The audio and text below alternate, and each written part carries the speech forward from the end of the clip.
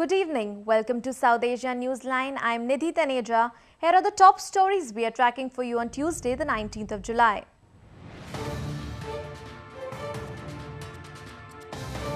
Kidnapped son of Pakistan's High Court Chief Justice found after a month.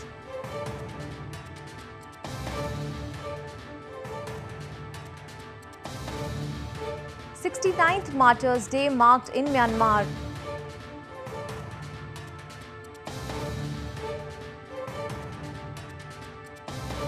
And people across India offer respects to spiritual teachers on Guru Purnima festival.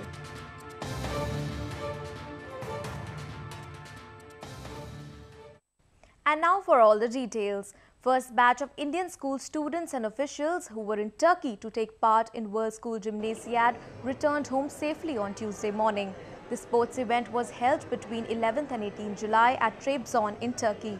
The students felt stranded amid news of the chaos and violence after a section of the military on Friday night attempted a coup in Turkey against President Erdogan but failed. Moving on to news from Pakistan. Awais Shah, the kidnapped son of Sindh High Court Chief Justice Sajjad Ali Shah, returned home on Tuesday. Shah was abducted last month by suspected militants from Taliban and Al-Qaeda group.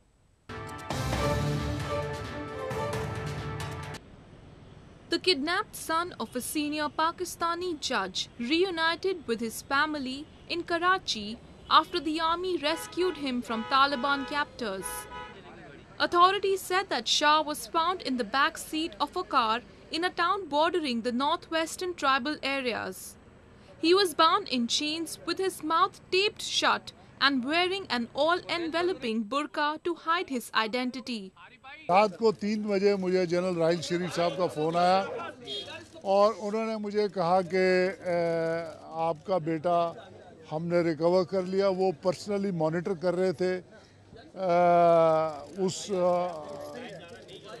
Team को जो कि general Rizwan ने ISI के जो DG उन्होंने तरतीब की थी।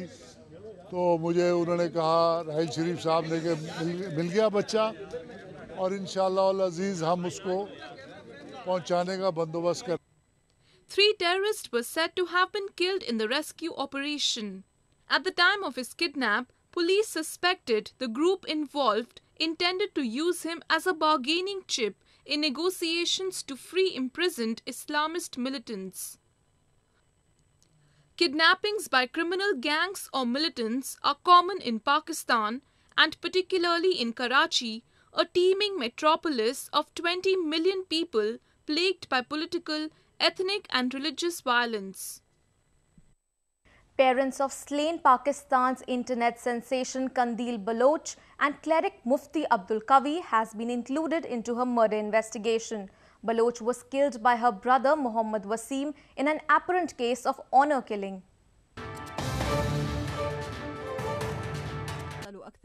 Police investigating the Qandeel Baloch murder case in Pakistan have expanded the scope of investigation by including her parents and Muslim cleric Mufti Abdul Qawi in the probe. The police on Monday revealed that the father of Baloch had changed his statement 3 times. The autopsy report also contradicted the time of murder as stated by her parents in the FIR. Mohammad Wasim, brother of Baloch, confessed that he drugged and strangled her on Friday to death at her Multan residence in Punjab province. The police also included the name of Qawi, whose selfie photographs with Baloch stirred a controversy, costing him membership of Moon Sighting Committee. On Monday, mother of Baloch accused Qawi of instigating his sons against Qandeel. Wasim said that he killed Baloch for bringing shame and dishonor to the family with her bold and risk pictures and videos on social media. Meanwhile, the Islamic State has claimed the Afghan refugee who attacked fellow passengers on a train with an axe in Germany was a fighter of the group. A 17-year-old Afghan refugee attacked passengers of a train near Germany's southern Würzburg city on Monday evening, which left 3 people critically injured. The teen attacker was shot dead by the police while he tried to escape. According to reports, the teenager arrived in Germany last year with his family to apply for asylum. The Islamic State stated that the attacker was one of its fighters and had carried out the operation in answer to the calls to target the countries of the coalition fighting the group.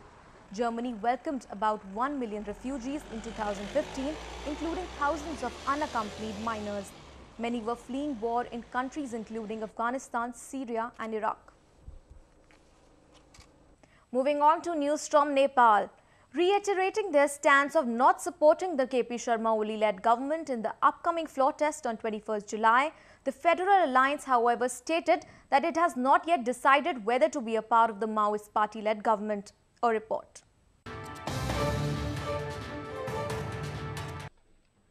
The Federal Alliance of Nepal has stated that the decision whether to support and join the expected new government will be taken based on the policy adopted by it. Sharad Singh Bhandari, member of Federal Alliance, stated that the no-confidence motion registered against Prime Minister Oli was a result of the alliance's ongoing agitation, especially the month-long relay hunger strike organized in Kathmandu, which drew the attention of national and international communities. He also stated that the alliance's demands are not related to the government but to the constitution, so they do not have plans right now of joining the government. Nepal has again plunged into political uncertainty as the Pushp Kamal Dahal's Communist Party of Nepal, Maoist Centre, withdrew its support from the KP Sharma Oli-led government, making it a minority government. Prime Minister Oli has to prove majority at the floor of the parliament on July 21st. However, the formation of a new government by Dahal is highly possible as it has the support of major opposition party Nepali Congress. Meanwhile, Myanmar marked its 69th Martyrs' Day on Tuesday, the first time after democracy icon Aung San Suu Kyi's National League for Democracy, or the NLD, took over. It was an emotional affair for her supporters.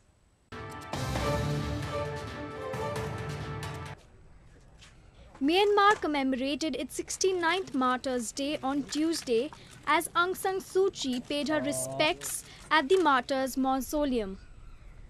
The event marks the day Aung San, the country's independence hero, was gunned down along with several colleagues by political rivals as they held a meeting in the Secretariat. In death, Aung San, father of Foreign Minister and State Councillor Aung San Suu Kyi, became a symbol of Myanmar's struggle for independence. The use of his image was curbed by the military junta that started in the late 1980s for the fear of bolstering his daughter, who had emerged as the leading figure in the country's democracy movement.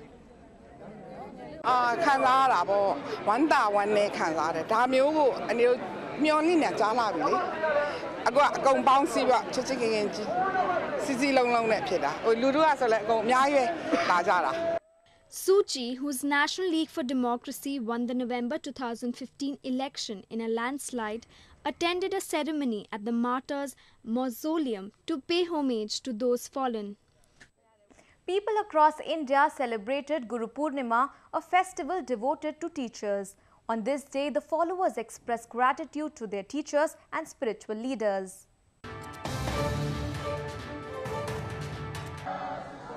A large number of devotees thronged temples across India to celebrate Guru Purnima, a festival dedicated to spiritual and academic teachers. The festival is traditionally celebrated by Hindus, Jains and Buddhists who pay their respects to their teachers and express their gratitude. In eastern Bhubaneswar city, devotees visited temples during early morning to honor their spiritual leader. Very special occasion for this, when the world is suffering from a lot of the illness and evils.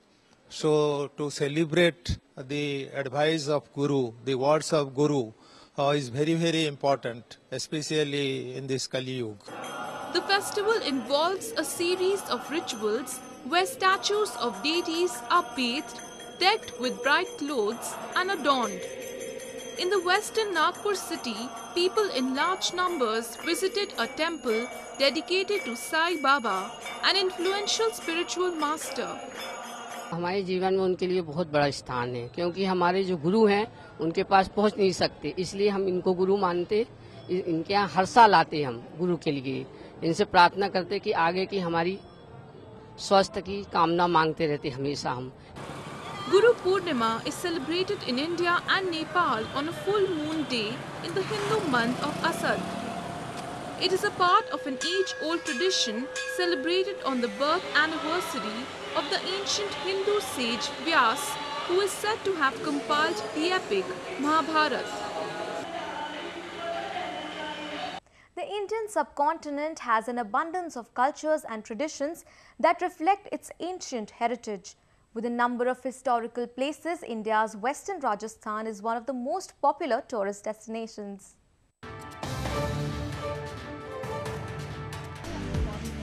Heavy rains have been lashing the western Rajasthan province from the past few days, filling up lakes and ponds which usually dry up during the hot summer season. Visitors from across the world have flocked the various tourist destinations in the province, including capital city Jaipur, famous for its palaces, gardens and temples. Rajasthan में हमेशा जो है ना अक्टूबर नवंबर से शुरू होता था season, लेकिन अब क्या है कि मानसून के अंदर यहाँ पे हरियाली बहुत होने लग गई है। प्लस इसमें जो है बहुत सुंदर झीलें, बहुत सुंदर सीनरी यहाँ पे देखने को मिलती है। Rajasthan is a prime tourist destination in India, known for its forts, palaces, temples and museums. Each individual kingdom in the princely province has a distinctive style of architecture and art, making it one of the most culturally diverse places in the world. Rajasthan is probably one of the most beautiful states or provinces in India. So there's Jodhpur, Udaipur and Jaipur. So yeah, everyone who comes to India should visit these regions. Tourism is one of the major contributors to the economy of the province. The monsoon season in Rajasthan provides the perfect weather and ambience for visitors, giving boost to the tourism sector. Well, that's the way it was in South Asia this evening. Before we conclude the top stories once again.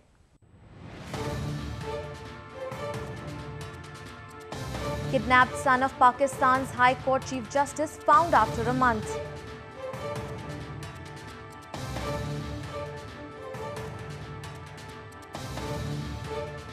The 69th Martyrs' Day marked in Myanmar.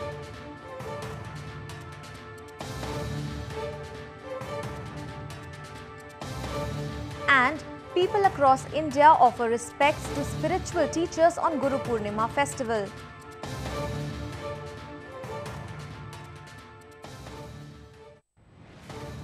Now our viewers can watch the show on SouthAsiaNewsline.com.